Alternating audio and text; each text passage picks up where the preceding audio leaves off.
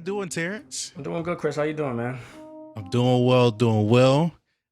So for everybody watching, this is the man that made this happen. Uh, No, I'm very, I'm the type of person I'm very doubtful of myself, and this is the man that gave me the confidence to, put this idea into action. So first of all, thank you. And just, obviously there's no way I could say thank you enough, but at the very least, I wanted to make sure that you got the first episode. So you are the very first guest. Thank you for joining the Brave New Sound. And let's jump right in. yeah, let's jump right in. Yeah. Yeah. So, tell the audience a bit about your background in music and how you got started. Wow. So started when I was about 14.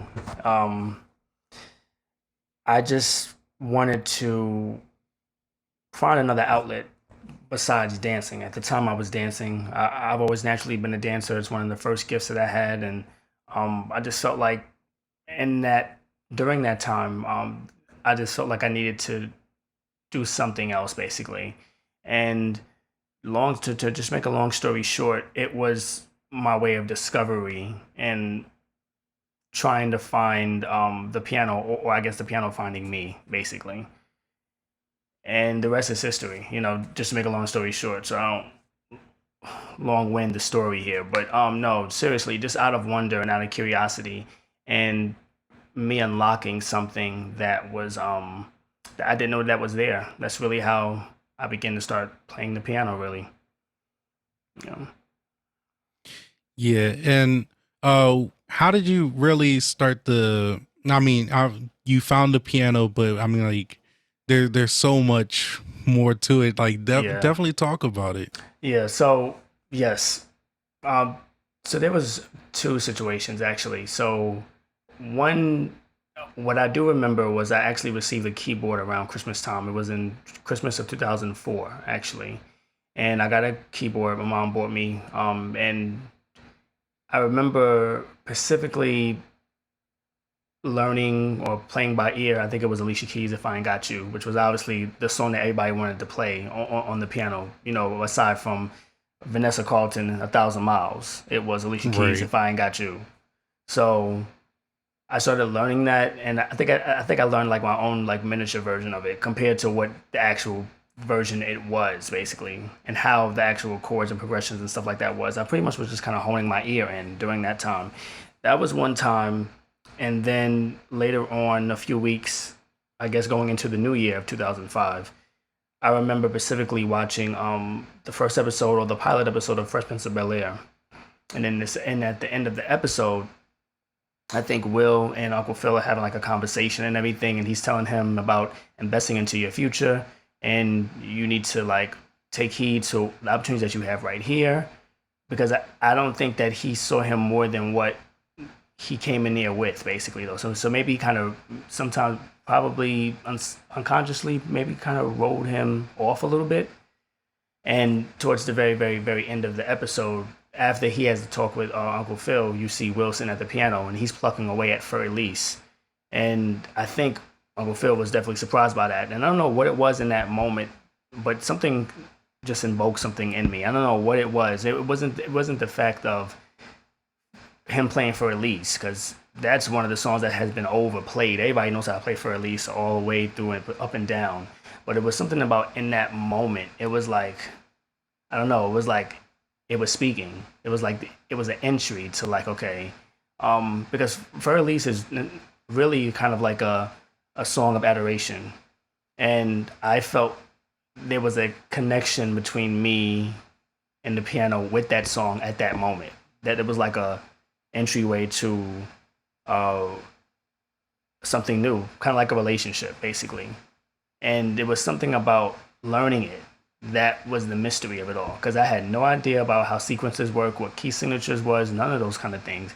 I just kind of used kind of my ear. And another thing, I had a keyboard, and you remember the keyboards used to light up on the keys. So For Elise was one Yeah. of the demo songs that was in there. What I did do is I did learn how to slow down the tempo. We slowed it all the way down. So that's really how I learned how to play the For Elise without anything.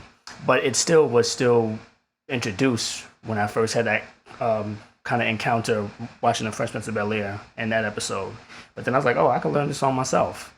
And I think anytime one person learns a song, piano song, no matter what it is, when you learn it, there's a process as you're learning it, and then there's things that you discover about the piece for you and how you take it in. And I think that's kind of what it was. For Elise was one of my pieces that I took in inwardly.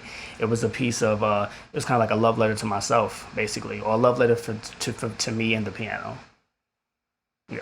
So in essence, it was something that allowed you to have, your kind of like help you shape your artistic identity in a sense. Exactly. Yeah. Yeah. So how did you get into composing? Man, Chris, I think that had been years in the making, because through what I'll say is that after me going into the discovery of wanting to play the piano and then playing the piano, that was years of me listening to all kind of music, listening to everything. Obviously, Alicia Keys, obviously, but aside from her, I started listening to the music that I resonated with, and also kind of the music that that she also resonated with, which was also something that I liked, which was like the Donny Hathaways, Roberta Flacks, then the Simones, the Michael McDonalds, people who really understood, who understand piano and compositions and arranging and all of that kind of stuff. And that stuff was interesting to me. Isaac Hayes is another one. And throughout the years, I just honed in some of the classics of the songs that we already knew. And then eventually I started trying to find little riffs and trying to find little ways how I can make that stuff my own, in a sense, without no direction. I had taken a composition class because I was obviously young. I was kind of in high school during this time. But I started to just really play around with keys and play around with chords and play around with sequences and play around with things. Like, I was just like, okay, now how do I make this my own? How do I make this my own? And then getting the formal training of classical music and knowing how to read music and understanding how to read music and all this other kind of stuff on top of taking theory classes, I was like, there has to be a way how I can kind of use these and use this background, use this, and try to find a way where I can kind of marry the two. And I'm saying all of this to say that it took years. It took me going through classes. It took me going through lessons. It took me to go through all of those things for me to have a discipline to want to compose. Because not everybody can compose, and it's not the easiest thing you can do, because having music in front of you and listening to a Chopin nocturne or whoever piece, you're moved by it, but you want to make something of your own. And so I'm saying that throughout all of those years of taking these classes and having these lessons and that kind of thing, eventually, when the time was right, I was able to take all of that influence and take all of what that was and now be able to understand how composition works. So the discipline had to be developed. And really how me composing my own music came about was when I attended at Queen's University of Charlotte for the first semester, and I took a composition class.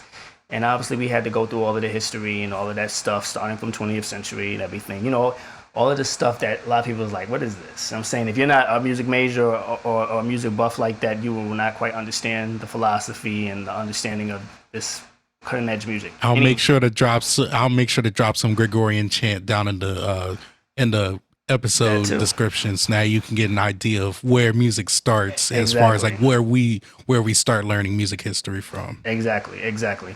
And I have to share this because because for me there were two different processes. I knew how to play my thoughts and how to play what it is I heard, but to transcribe that into manuscript paper and on sheet music was a different process that I had never known how to kind of properly do in the moment when the ideas was fresh. So I had a professor who we worked with MuseScore, and I composed something, and obviously it was in B minor. B minor is my favorite key. I live for B minor, so I put it in that key, and he was like, "I have a feeling this is not what you want. So let's scratch this," because I obviously did it from the computer. He was like, "I don't think this is what you really want. So we're gonna have to." He threw it away. He literally balled it up and was like, "Listen, Okay, so tell tell me that do this. Play your thoughts, and I'm gonna help you notate what it is that you're doing, basically. And so when I did that, he was like, "Okay, this is what you're doing." So although you had, I guess you wrote this in 4/4 or 3/4, this is not what this is. It sounds more so like it's like 6/8 because you have a lot of sextuplets that you're playing right now.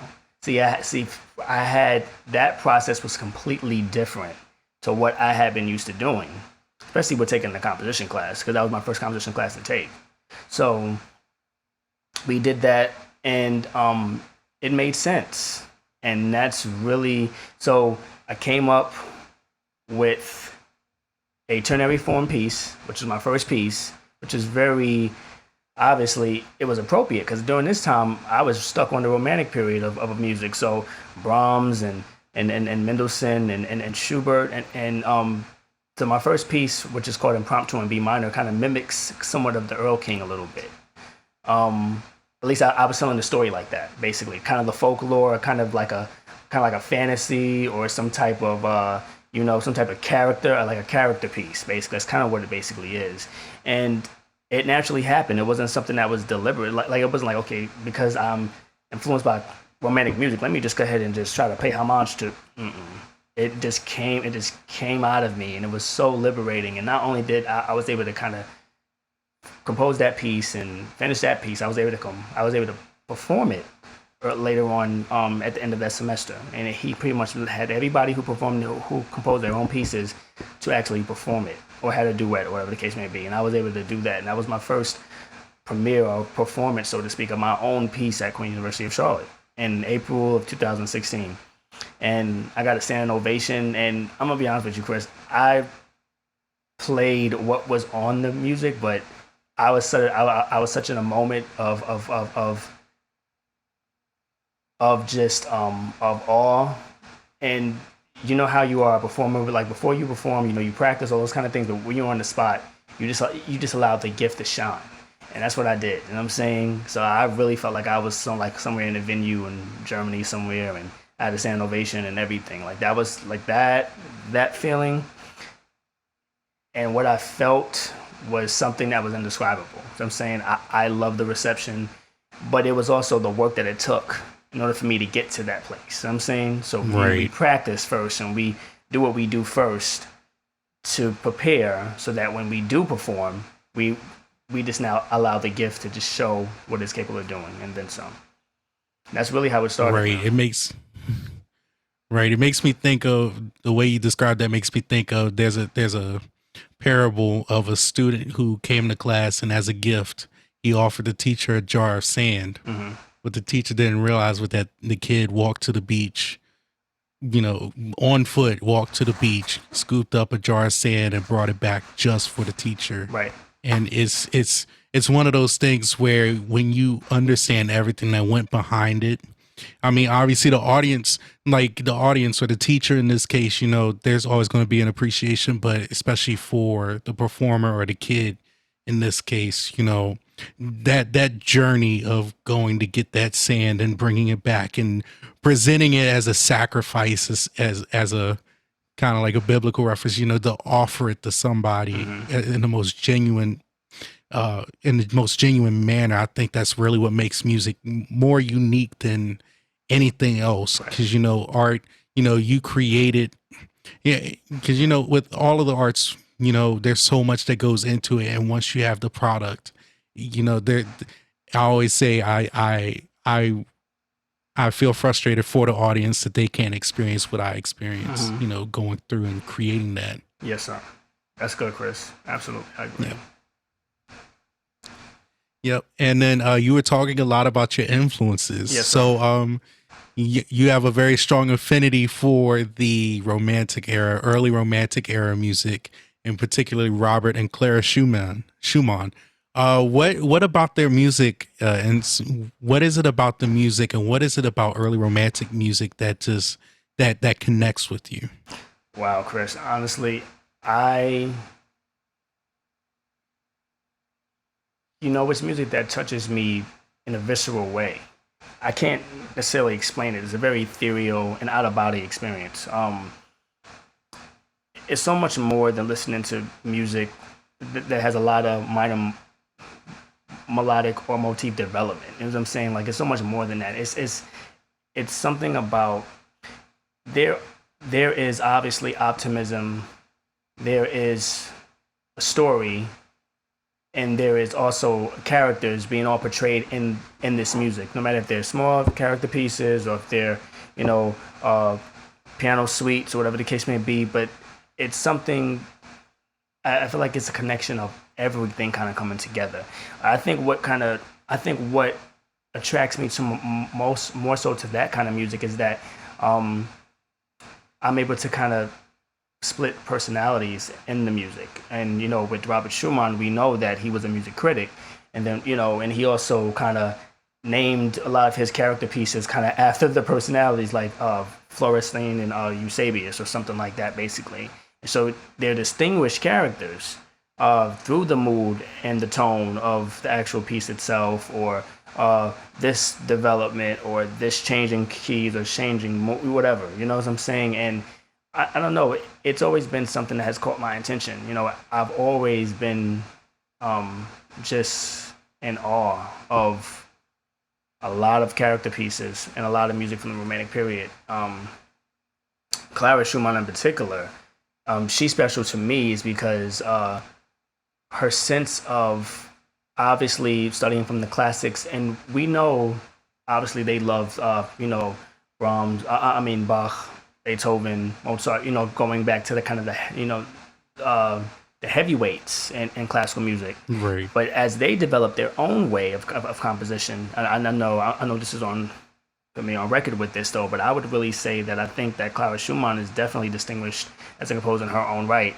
I'm not saying that she's better than Robert, because I don't want to compare them, but she definitely had a hand on, and just her way of counterpoint, her way of fingering, and her way of telling the story, all was something that was all in her lane. Unfortunately, she didn't see herself the way in how we see her as a pianist as well as a composer, and also as a musician. The same thing with Fanny Mendelssohn.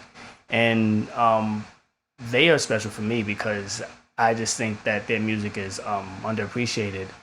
And again, I think it's all about the telling of the story in which they tell through the music. Because I'm saying, so all of these character pieces and all of these other things, but there's something that's very mysterious and very innocent about their music. And I think it just resonates with me because it's something that I feel like I just have a deep connection with. I don't know why. Maybe, you know, in the past life, you know, I probably was present or playing or something like that, probably. And I often have these kind of, you know, these kind of moments when I listen to that kind of music. Like, I go into a trance, and it just kind of takes me back. Like, not just as me. It's like I'm probably shifting or time traveling or something like that, basically. So it just always takes me to a different place. Yeah, and we're very similar. We talked about this a lot when we were at George Mason together, but it's almost as if, you know, there's listening, and then there's, you know, taking, you know, going on the journey that the music wants to take you. And I think that's one of the things that we have in common, is that we both enjoy not only going on that journey when we explore other people's music, but we like offering a journey for people to explore. That's good. When they listen to our music. Yes, sir. Yep. And now the interesting part of this is, on the other side, let's talk about hip hop orchestrated. Oh yeah. So just tell me about hip hop orchestrated and what you did as far as what was your contribution to the project. Wow. Yeah, so Hip Hop Orchestrated, it was a nonprofit organization based here in Charlotte, North Carolina. And the founder and director, Kia Octavia Moore, she had this idea of wanting to use music as a tool to connect people of all backgrounds or all places in the community, find a way for them to connect so that they can meet, and I guess in a way increase the economic mobility ladder in Charlotte, basically. And how this came about was actually she did a study or found a study in Harvard that rated Charlotte really low in the income, I guess, in the poverty ladder. And so her idea was, well, how do I find a way to find a way people in the community find a way for them to connect. So therefore, economic mobility can be increased. And she had this idea of wanting to create this with music, not just with music, but with hip hop and classical music. Now I know that we probably wasn't probably not the first ones to do this basically though, but when she came to me, which was a mentor of ours, reached out. Well, she reached out to me and she said that, hey, I got your name from Alma, who was our mentor, and I have this idea that I think could be perfect for her. So she pitched the idea to me, and what did she want? What she wanted me to do and serve as was like music directing and slash pianist. And when she met me, I think she had already seen me play a few times, but when she really met me in person and saw that I naturally just have this improvisatory style of being able to combine classical music and be able to fuse it with this hip hop riff or vice versa beautifully, as if it's own, as if it's a composition on its own. I think she was kind of sold with that, and she was like, okay, this is something that's not just marketable, but it will grab attention because you have an ear for Bach, you have an ear for Beethoven and Chopin and that kind of thing. Then you you merge it with Biggie Smalls or Wu Tang or Nas, which also, in a sense, also still has jazz elements and some classical elements in there too as well. And you just merge it beautifully. And so that's really how it started happening. We actually, it was me and her doing a few meetings, a few times to talk about what her mission was and what we had plan on doing, and where we needed to kind of do and speak to and connect to and all of those kind of things, just to kind of make it to the next, I guess, to elevate us and accelerate us to more people.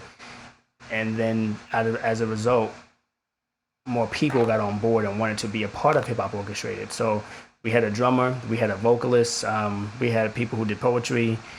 I was obviously the pianist, and at the time, not necessarily music director, but because I kind of knew all the songs, and pretty much these are also some of the ideas that I had an idea of wanting to do for a long time anyway, as far as the arranging of the pieces or the song choice, so to speak, the set list, so to speak. And how we started, we would literally rehearse every other Saturday from like 10 to like 1 or something like that to get ready for a show. And I guess what it was so much more than us just playing music. I think it was a way for us to connect and us to find that connection organically and then go into the community with that same kind of connection that we have and help to inspire change and also have people to have a conversation that may not know each other. It sounds weird, but when you see it in person, it looks better than how it sounds, basically. Because it's like, how do you merge hip hop and classical music together, and then people are going to find a way to connect themselves to each other. Well, what's interesting is that what we're doing is that we're trying to sonically use this way of music. And if someone is in the audience, whoever it may be, they may be a banker somewhere, they may be an artistic director from this, they may be, you never know who will be present in the audience. So I think we were just always having the mindset of like, we got to make sure that every show is on point. There's ideas that we want, or we want to do this and do that, like whatever's going to grab the attention. As long as we feel it and we have the connection, all we're trying to do is just find a way for people in the community to connect, to just invoke change. That's all we were kind of basically doing. And yeah, that's really kind of how it started. And I think, although it's not necessarily a nonprofit that's still existing right now, basically, because I think we all kind of wanted to go in a different direction, but we were still able to make connections within the Hip Hop Orchestrated. And I think that was the point. So although we didn't get successful the way how we wanted to, we were still able to find connections within the group itself, and then kind of go off and do other things, basically. So, yeah. That's an amazing story. I always love when you talk about this experience because I mean, there's always a group of people who are you know have such deep passions in another genre of music, and they get to classical music and they feel like they have to throw it out the Right. window. And I love how this entire project was, no, don't Throw throw it out. that away. We're going to use Right. that. We're going to use that Right. too. And it's really about integrating something that's already a part of us into something that is becoming a part of us. And the way that you described the project, have you ever read Seth Godin's Tribes? We Need You to Lead Us. It sounds familiar. All right, I'll send you the book after this. Okay. But there's the way that you talk about it. He really talks about people are looking for change, and people are looking to be involved, to be a part of a movement. And that's one of the cool things about this hip hop orchestrated movement, was that it was about, okay, let's create this connection among ourselves. Now let's go out and let's get people to connect with us. And it was like raising a tribe of people that you were able to educate, but also just mutually share music with. Right. I Right. think that's just utterly amazing. And there needs to be more projects like this going on. Absolutely. And I think a lot of times, anytime something is associated with the word hip hop, it raises eyebrows, and probably for sometimes a good reason. Because, first of all, let's be specific about the hip hop that we were doing. Now, we're not.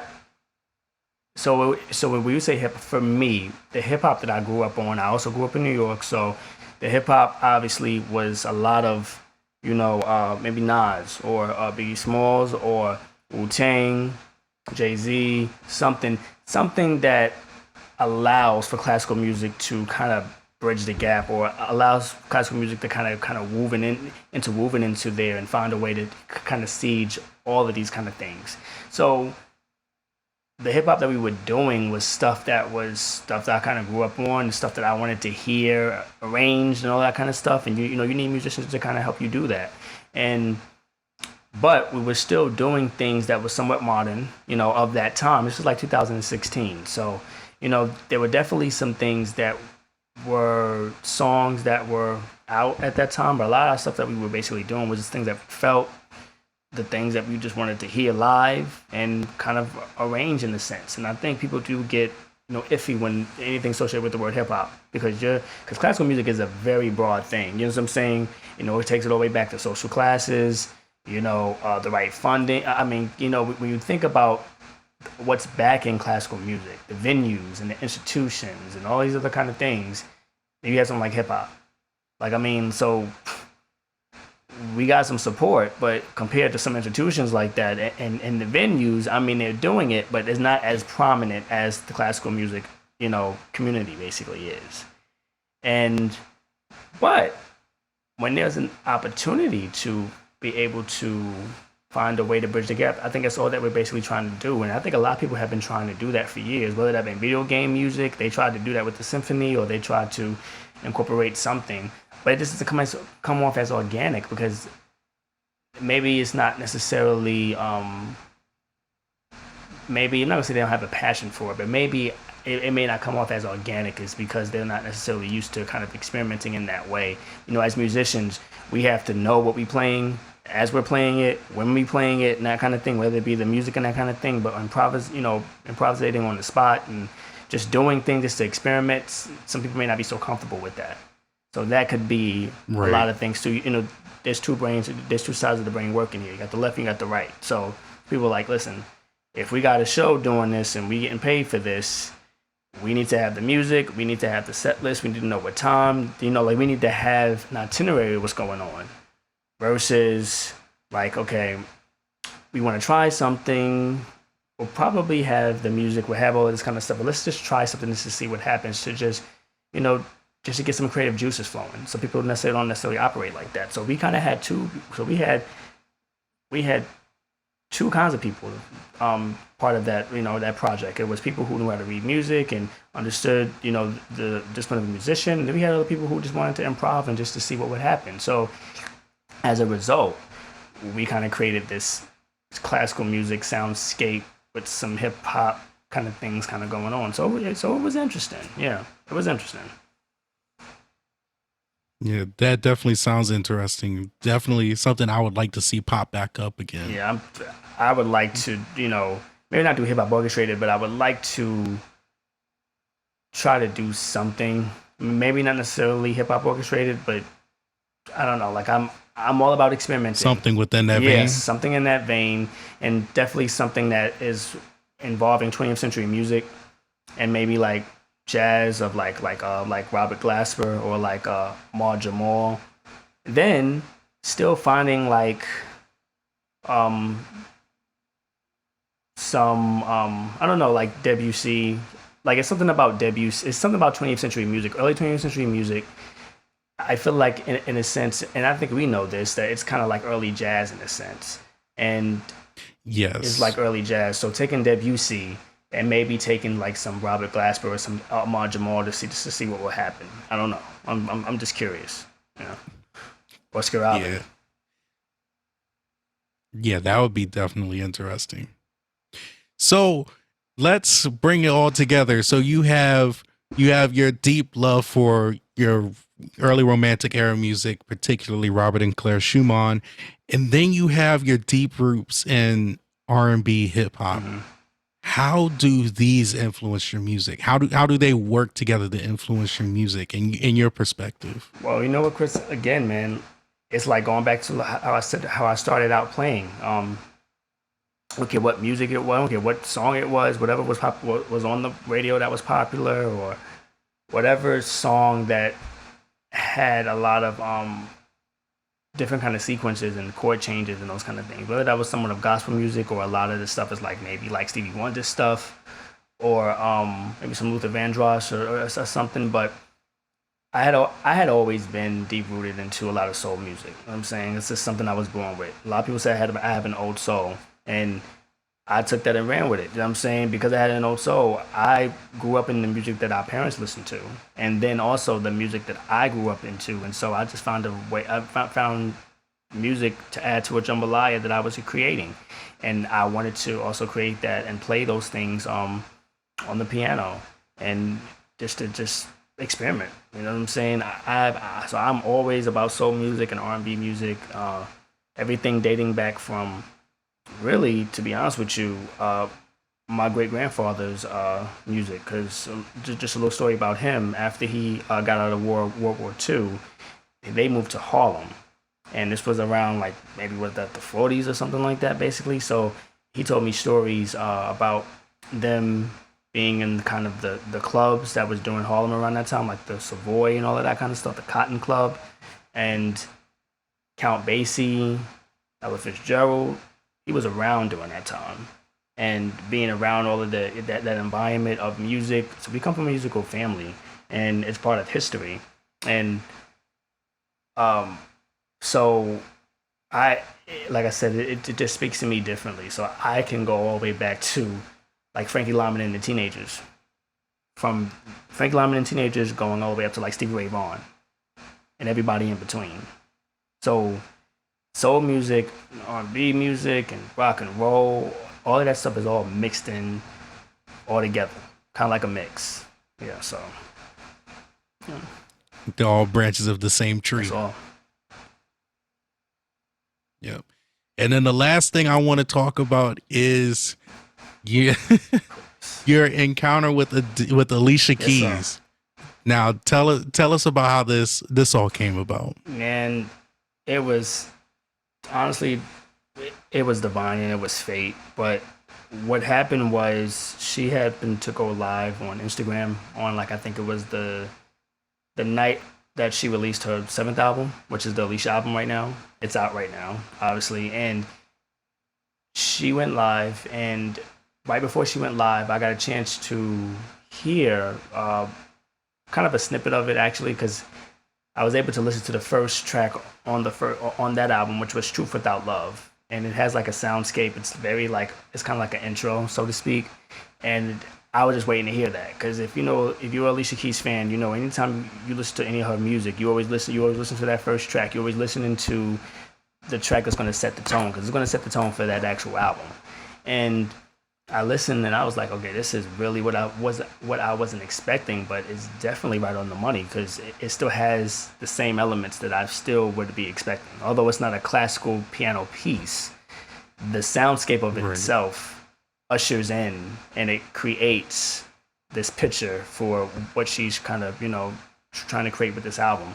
And I listened to a little bit of it, maybe like about like maybe a minute. Maybe I listened to the whole entire thing. She went on Instagram Live, and I think people were just saying all kinds of stuff because at this point she was just randomly just picking people. If they caught her attention, she was picking them, and I happened just to put "Truth Without Love" on there. Unbeknownst to me, I didn't know that she was going to just see that and pick me out of a queue of 1,000 people, and that's literally how it happened. And obviously, as you see, it was nighttime, so I had turned on the light and everything, and I was kind of in shock because when I really realized I was going to go live with her, I'll never forget it. It was actually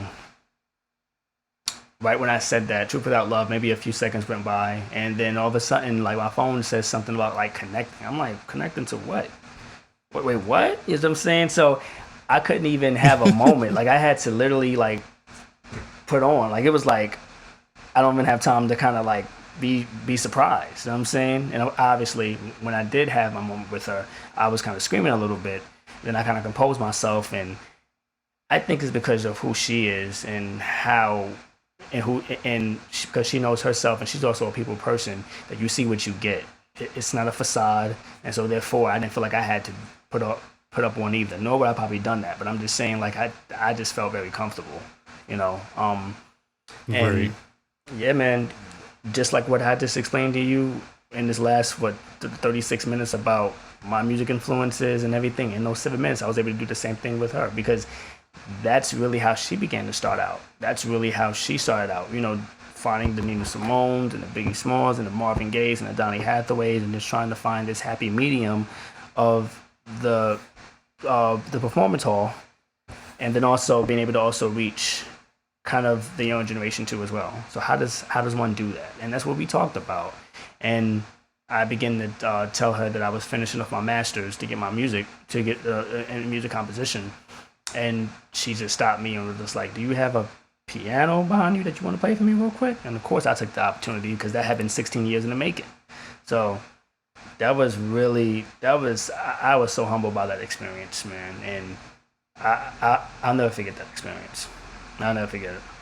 And I couldn't think of anybody more I deserving, appreciate man. that, Chris.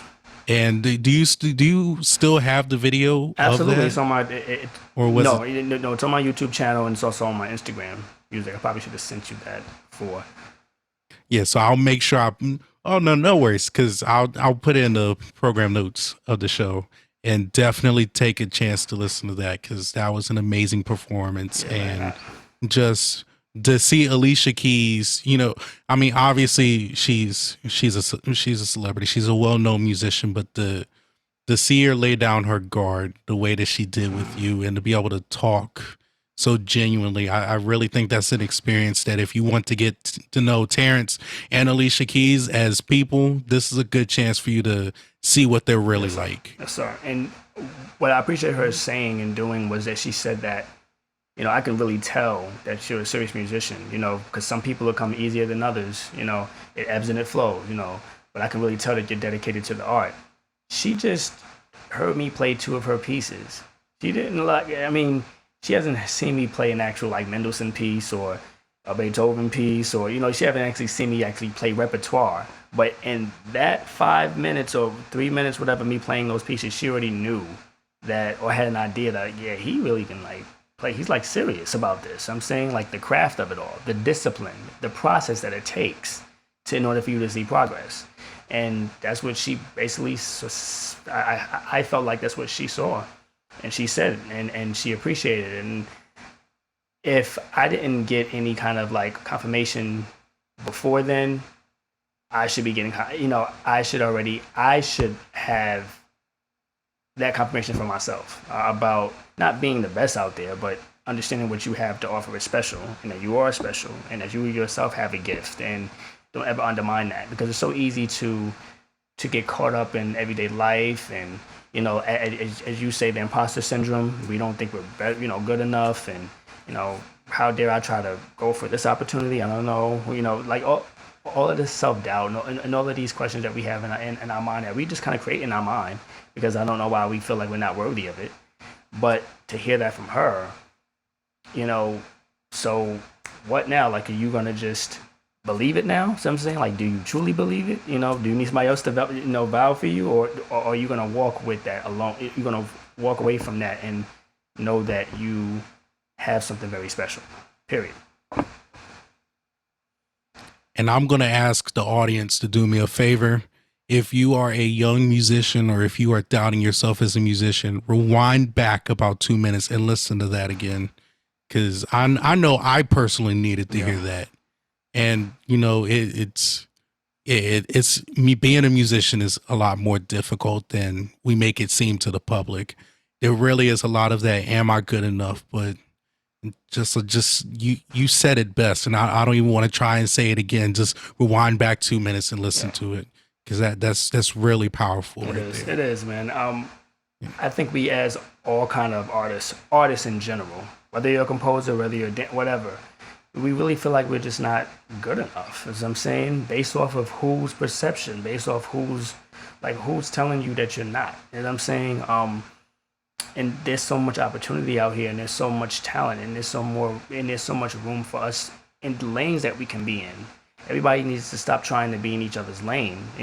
Everybody's process is different. Everybody's journey is different. So therefore, your process is going to basically be different, and your gift is obviously going to be different. And so, I'm just always trying to just approach that from a place of being authentic. Try to be, anyway. And I'm gonna have to invite you back, because I can't count the number of car rides we've had where we've talked about that, and I think that'd be a very valuable conversation to have. But we're coming up on time, so I don't want to hold you too much longer. So I'm going to go ahead and ask our questions at the end. Just some questions for people to get to know you a little bit better as a person. So, what's an interesting hobby nobody would expect you to have? Yes. So, as I said in the beginning, I started out as a dancer. So, I mean, people don't necessarily realize this or know this, but I am a dancer, actually. I naturally can just dance. Yeah. I'm a dancer. Yeah, and even after knowing you for 3 years, I think I just found that out, like, a couple months ago? And to be specific, tap dancing, hip-hop dance, pretty much all kind of dance, really. But those two would definitely be my two loves, hip-hop and tap. All right. A piece or a song that everybody should listen to. Wow. Like right now or just in general? It doesn't matter? Just in general.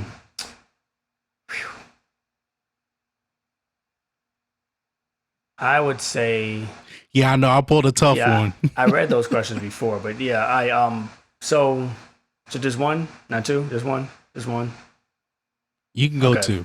Okay, so this works. So Stevie Wonder, They Won't Go When I Go, which is a good song. That's a good song. And right now, since we're really wanting to be free and we're wanting to just be liberated, I would say Michael McDonald's Sweet Freedom. That one I have not heard. I need to send you that. Actually, yeah. I think you would appreciate that, Chris. I need to make sure I take a second to go listen to that. All right. A book that everyone should read. Yes, sir. So I got two here, but I'm going to give you one. But Oh, you can give me both of them. That's fine. So, Debussy's, what is this? The music analysis, where it kind of, for composers, I'll say that this is really good because it starts to talk about the different kind of forms as opposed to just A, B, A, B, C, A. Really how Debussy approaches his music analysis and really understanding timbre and how you can accelerate that, I'm saying, into forms itself. So a lot of my music that I've been doing now has been all kind of focused into this kind of stuff, all leading up to the golden moment, which is obviously the golden part or the special part of an actual piece. And so it talks about a lot of stuff in here, though. It looks like math instructions, but interestingly enough, it's like math instructions, but it's some interesting stuff in there. And then the next book, obviously, is more myself. So God's all about this, Yes. actually. Because I think we all are trying to be on a journey to find more of ourselves, actually. And I bought this during the pandemic, actually, though. So it's interesting how all of this came about. And I think I'm still reading it because I'm kind of still reading it, but it's been interesting to kind of read that. So I've been trying to get some inspiration and definitely get some advice as I've been reading this book too as well. Yeah. A quote everybody should A hear. quote everybody should hear. Um, this is a quote actually by the late and great Aaliyah actually, and what she said was, for you to love something, you have to do it. You have to do it every day. You know, even through all of the things that one encounters during the day. If you love what you do it because you love it. And I think that was self-explanatory. For you to be really good at something, you have to do it, and you have to love it. You have to do it every day. So that's what I would say. Yep, and to kind of piggyback off of that, my mentor said something to me. He said, there's love that's a feeling, and then there's love that's an action. And you'll have you'll have your seasons where love is a feeling, but then there's sometimes where love is a decision. Like, okay, I don't feel like doing this, but I care about this, and I need to invest in this, so I'm going to do it, even though I don't Right. feel like it. Amazing quote. And then the last one I have for you is some advice from you that you feel like everybody should hear. Trust your process. Trust your process. And when I say process, what I'm saying is trust the journey. The journey that you pick, the journey that you want, you have to trust your process. Everybody has a different process. Everybody has a different, everybody's just different. Everybody's cut different. Everybody has a different personality. Everybody has, a different path in life. But don't compare yourself and trust your process. Trust your process. Trust that the outcome will be greater than what you expected if you trust your process. And that means to know when you don't know, the unknown territory, the times where it's happy, the times where you're sad, the times where it's good, the times when it's bad, transitions of life, everything. If you still want what you want and you trust your process and you trust the process, eventually you'll start seeing results. And that's what it's supposed to be about. Once again, audience, if you're a young musician or you're doubting yourself, rewind back a minute and listen to that. My goodness, I love talking to you because you have such these wonderful gems of wisdom, and you always say them right when I need them, and it's amazing how that works. I appreciate that, Chris. But thank you so Yes, much sir. for joining me for the interview, and I hope you enjoy the You rest of too, your day, bro. man. Appreciate it, man. And once again, I just want to thank Chris for this interview. He says that I helped to inspire him with this, but he has it. Is what I'm saying, and I think that it's going to be awesome platform for whoever's going to be, whoever you're going to interview, and I'm excited to see how it will be expanded from here. Honestly.